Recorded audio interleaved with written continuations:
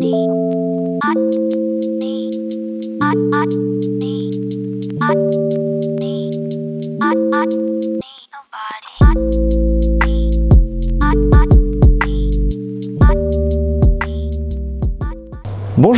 alors aujourd'hui à l'apéro du chef, on va parler d'un domaine qui suscite beaucoup de fantasmes, qui est celui de la cybersécurité. Je reçois Marco de la société eSecure. Je te laisse te présenter, Marco. Marco Generoso, bonjour à tous. Alors effectivement, nous sommes spécialisés dans le domaine de la cybersécurité, plus précisément dans la partie endpoint, donc tout ce qui est poste de travail, serveur et réseau. Donc effectivement, ça fait 21 ans que eSecure existe à ce jour. Et voilà, donc j'ai monté cette structure il y a 21 ans, le 22 juin 2000. À la base, tu étais développeur, tu étais entrepreneur, tu étais geek qui s'assumait pas, tu étais...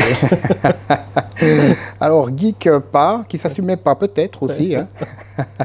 Non, j'étais dans l'informatique. Alors, je viens du métier de l'électronique. Et à cette époque, parce que j'ai quand même quelques années, à cette époque, l'électronique tirait par son sens de technologie, nous amenait à l'informatique. Okay. Donc je suis devenu après programmeur analyste, effectivement, donc informaticien de gestion et gros système, pour terminer gros système avant de créer eSecure, donc SAP, Oracle et IBM. D'accord. Ça représente combien de personnes aujourd'hui, eSecure ? 28 personnes. Ok, donc parti de tout seul, maintenant 28 ? Voilà, exactement. Tu étais consultant à la base, puis c'est monté petit à petit. Alors, l'historique, c'était comment créer une structure qui réponde non pas seulement à vendre du produit, mais à assurer un support produit. Et l'idée derrière, c'était pas simplement vendre, mais amener quand même du support technique. Ça, c'était la base réellement de eSecure. Okay.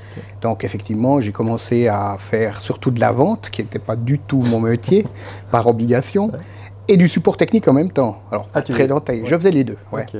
Et en fait, tu étais un peu avant-gardiste, parce qu'il y a 21 ans, la cybersécurité, c'était un mot qui qui sortait de la science-fiction, on ne savait pas trop ce que c'était. Tu as senti le truc, qu'est-ce qui t'a fait sentir qu'il faut que j'aille là-dedans ?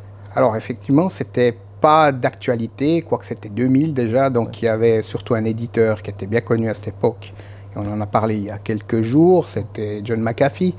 Donc j'ai repris effectivement toute cette partie McAfee, donc la vente de solutions McAfee, car dans la société précédente, on avait ce système de protection de poste de travail, et qui était l'antivirus McAfee.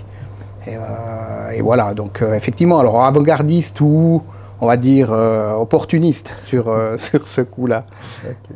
Et à la base, tu avais déjà un peu l'esprit entrepreneur, c'était ta vocation initiale ? J'avais déjà une structure dans la formation.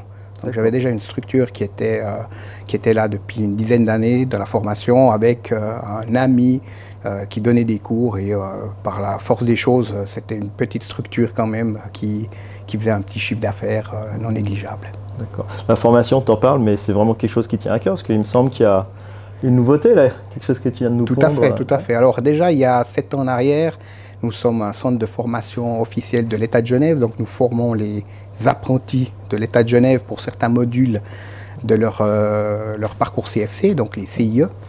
Et effectivement, là, nous venons d'ouvrir l'académie by eSecure, qui a sa première formation, qui est assez inédite, puisque c'est la formation complète, suivie d'une base commune, avec chacun son projet, de cybersécurité spécialiste, donc qui est le brevet fédéral de cybersécurité spécialiste. Donc c'est la préparation à l'examen de ce brevet. Ok.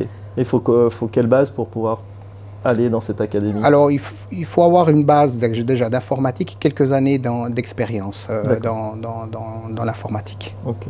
Donc des notions de codage, des notions de... Pas forcément. Pas forcément, non. Okay. Informaticien, je dirais avec un CFC, je dirais c'est une base déjà suffisante. Okay. Qu'est-ce qui t'a donné envie de créer cette académie?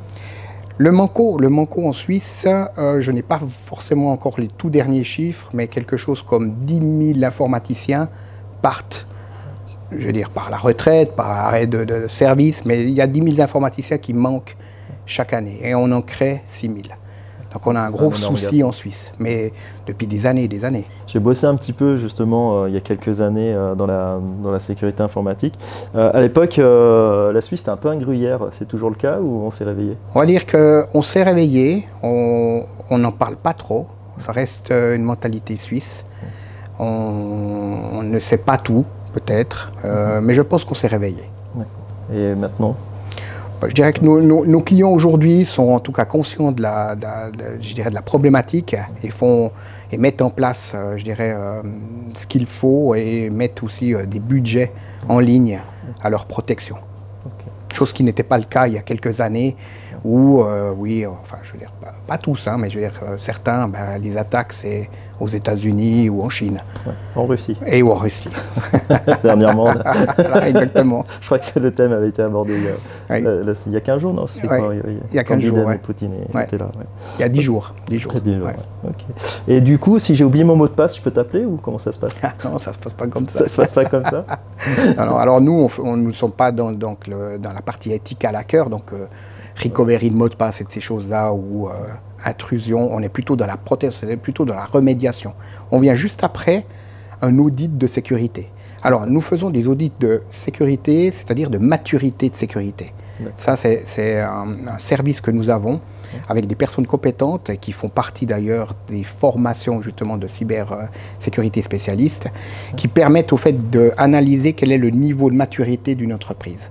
La partie pen testing est une partie importante aussi, mais nous ne sommes pas dans ce secteur-là. Nous venons après coup, c'est-à-dire pour la partie remédiation, donc réparer le manco ou ce qui a été constaté par un audit ou par un pen testing. Et du coup, la typologie de tes clients, c'est des entrepreneurs des entrepreneurs, des PME, des très grosses entreprises? PME, PMI, toute structure alors, étatique, organisation onusienne. Donc nous avons toute entreprise est un client chez nous. Ok, super. Et toi, à part, eSecure te prend beaucoup de temps, mais tu es un peu partout, parce que je crois que tu es aussi en politique. Et puis un peu dans le sport aussi. Alors, politique, on va dire que j'ai essayé. Okay. Alors, dans mon village, effectivement, je pense que c'est un acte citoyen si on peut s'investir d'y être. Je fais partie d'un parti, effectivement, qui est très intéressant. Ça m'apprend à connaître les gens, les personnes du village. Ouais. Et ça, c'est important de connaître. Et puis, effectivement, pour la partie sportive, alors... comme nous sommes au Grand Saconnet, on essaye de promouvoir les équipes locales. Ouais. Donc les Lions. Les Lions de Genève, qu'on est assez content de promouvoir, et le Servette féminin. Nous avons aussi cette particularité chez eSecure d'avoir plus de 40% de personnes féminines chez nous, ce qui est assez rare dans le domaine de l'informatique et surtout de la cybersécurité. Ouais, c'est ce que j'ai. Habituellement, on pense plutôt à un univers très masculin. C'est parce que tu as voulu, tu t'es dit, allez, je vais prendre toutes les demoiselles qui sont en Suisse qui ont ça, je vais les prendre. Alors ces demoiselles, la plupart sont dans la vente. Donc la vente de solutions, mais effectivement, ça nous distingue un petit peu de nos confrères qui, eux, n'ont pas forcément cette quantité féminine. Et puis la partie FC Servette féminin va dans cette logique de dire, ben voilà, pourquoi pas promouvoir aussi le sport féminin et puis surtout le football. Elles ont gagné. Hein. Elles ont gagné. Je crois qu'on a bien fait, effectivement. Ouais, elles sont quand même championnes suisses. Hein. C'est ça. Les âmes en rêve, elles l'ont fait. Ouais. Hein. Donc, exact. Ok. Je pose souvent une question dans cette émission qui est comment on devient chef? C'est une bonne question. Ouais. C'était une bonne question. Je ne sais pas si on le devient, si on l'est. Ça, je ne me suis jamais posé réellement la question. Je pense qu'il faut avoir quand même un sens... d'écoute, et puis alors c'est clair que le business c'est une chose, mais j'ai jamais voulu, alors simplement, moi je parle toujours du principe j'ai ma théorie des trois piliers de vie, et un des on parle pas d'assurance, hein, pas pas le troisième pilier, non, mais un pilier de vie, et je pense que le professionnalisme, enfin je veux dire la partie professionnelle, le travail est un pilier. Et un pilier très important parce que s'il viendrait à avoir des problèmes, on le ressent dans les autres piliers qui sont famille et privé. Et on en sent tout de suite les conséquences. De ce fait, j'ai toujours voulu créer une structure ou avoir des personnes où le simple fait d'ouvrir la porte, ils doivent se sentir heureux de venir travailler. Donc il y a ce côté peut-être altruisme qu'il faut peut-être avoir. Alors bien sûr, sans oublier qu'il faut faire vivre une structure, donc il faut faire attention quand même à une partie business. Hein. Okay. Ouais. Et Marco, il est comment en tant que chef d'entreprise? Il faudrait peut-être poser la question à mes collègues, hein, je ne sais pas, mais enfin, en général, on me dit plutôt cool, plutôt à l'écoute. Et d'ailleurs, mon bureau est toujours ouvert, donc pour toutes personnes qui sont chez moi, ils savent très bien. En général, je participe aux fêtes, aux apéros. Ça tombe bien. Hein. Ça tombe bien, ouais. Bah, tu as répondu assez vite à l'apéro. Je me dis, ah bah tiens, il doit être cool. Okay. Voilà. Tu as une ou un jeune entrepreneur qui nous regarde avec un rêve d'avoir un jour son entreprise. C'est quoi le conseil que tu lui donnerais? Qui fonce. Ouais. Qui fonce. Contre vents et marées. Exact. Ouais. Je pense, c'est croire à quoi que ce soit comme projet, le fait d'y croire, le fait de faire, c'est déjà gagné. Et le Marco de 16 ans, tu le croises, tu lui dis quoi? Viens boire un verre. C'est super. En tout cas, je te remercie d'avoir accepté mon invitation. Merci Patrick. J'ai vraiment pris plaisir à te rencontrer. Je connaissais iSecure parce que voilà, on s'était rencontrés dans le cadre business. Mais j'ai vraiment pris beaucoup de plaisir à connaître la personne et je te remercie. Merci à toi. Merci Patrick. Merci pour ce moment d'échange. À très vite. À très vite. Ciao.